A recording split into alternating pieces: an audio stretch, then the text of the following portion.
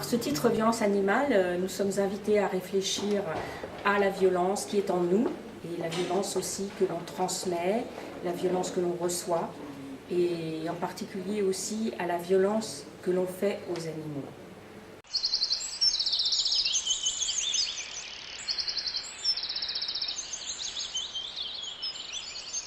Dans les tableaux C'est pas grave, on voit un soldat qui enlace un paon d'une manière très tendre et très douce, alors que lui-même, ce soldat, a un costume vraiment guerrier.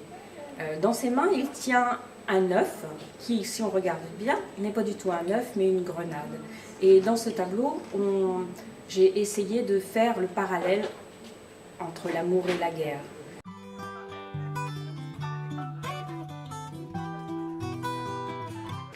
Le cerf symbolise un grand sentiment de liberté et aussi une force de la forêt.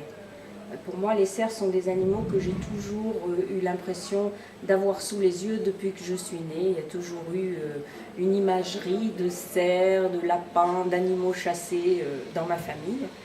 Et c'est un animal qui ne m'est pas du tout étranger, que j'ai l'impression de bien connaître.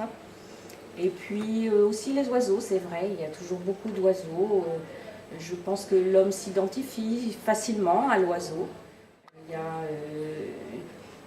toujours une envie de liberté très forte quand on regarde les oiseaux. Alors dans le petit cabinet Curiosité, j'ai regroupé des trophées de cerfs qui sont bien des massacres de cerfs et non pas des bois tombés comme on peut en trouver dans la forêt. Ce sont bien des animaux qui ont été chassés. Et je les ai regroupés dans cette ambiance pour donner une ambiance un peu de salle à manger, quelque chose que j'ai bien connu. Petite salle à manger bourgeoise, jolie, où on croit qu'on peut utiliser les animaux comme des objets décoratifs. Et je souhaite dans ce petit endroit intime que les gens se posent des questions sur leur relation à l'animal. Pourquoi a-t-on toujours besoin d'utiliser les animaux? Est-ce qu'on les souhaite comme compagnons ou est-ce qu'on souhaite les exploiter de plus en plus?